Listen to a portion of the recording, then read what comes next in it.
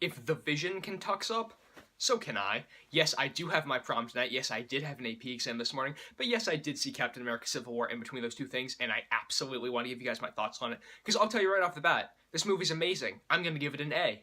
So in case you haven't heard, Captain America Civil War is the newest movie from Marvel Studios, and it takes Steve Rogers, Captain America, and it takes Tony Stark, Iron Man, and it pits the two in a versus match against each other. Because ultimately what's happening is that over the past few Avengers movies, the past few Marvel movies, people have died, and ultimately Iron Man sees this as we should be held accountable for this, we should only work when the government tells us to. But then Captain America says, no, we shouldn't only work when the government tells us to. If I see a situation heading south, I'm not just going to sit back and do nothing about it. So Captain America kind of goes rogue, and he's now a vigilante, he's on the run from the law, and while Iron Man says we need to find him, we need to make sure that he's only doing things when we tell him to.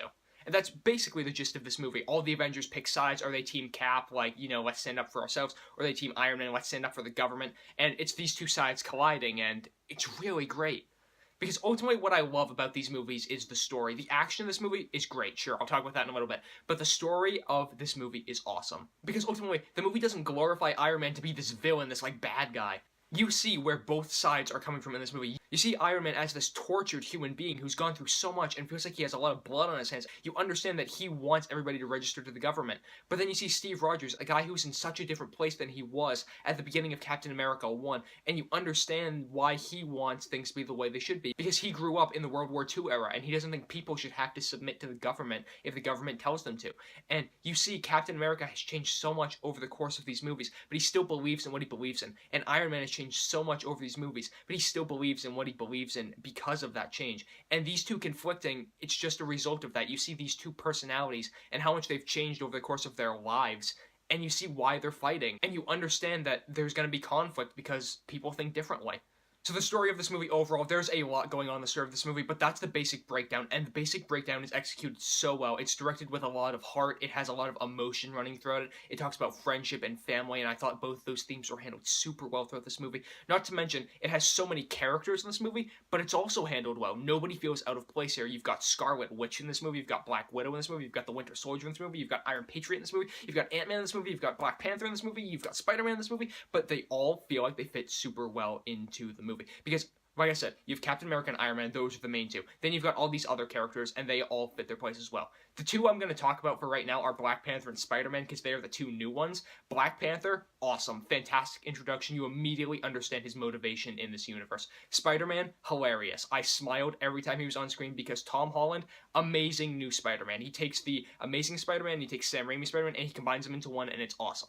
This movie isn't overcrowded whatsoever, and it really pleases me to say that because I was starting to get a little bit worried this movie would be overcrowded, since it is, after all, a Captain America movie. Yeah, it is important to keep in mind, this is a Captain America movie. It's a sequel to The Winter Soldier, only in Winter Soldier they talked about privacy, and in this one you're talking more about, you know, security.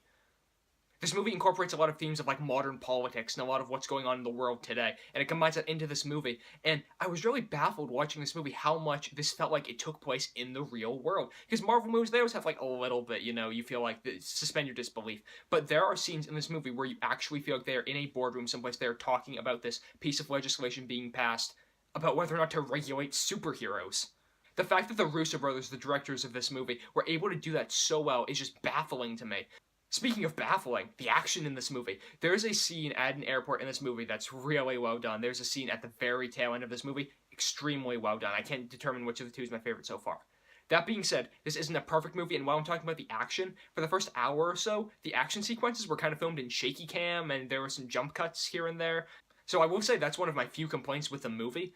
So at its core, this is a Captain America movie, but ultimately, it ties in appearances from the other Avengers, and it makes it feel like this is a movie about friendship, a movie about family, a movie about trust, a movie about security. I'll say this, it's a movie, it takes a little bit to get going. There are definitely parts in the first hour you're like, yeah, I mean, it's a little bit slow, and the action sequences for the first hour or so are a little bit jump cutty, a little bit shaky cam-ish, but ultimately, when you're watching that first hour, you're like, this isn't as good as I've heard, but then when you get to that second hour, you're either going to be smiling because the action is so fantastic, or you're going to be like, you know, hands on the face, just wanting to cry because of the emotional payoff in this movie.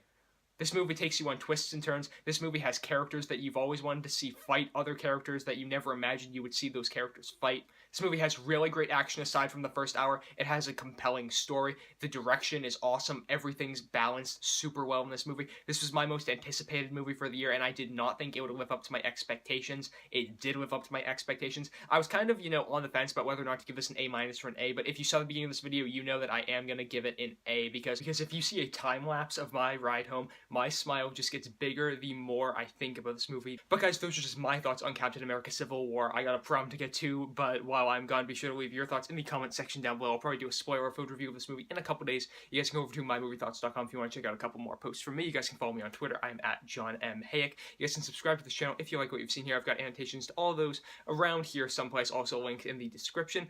And as always, thank you guys so much for watching.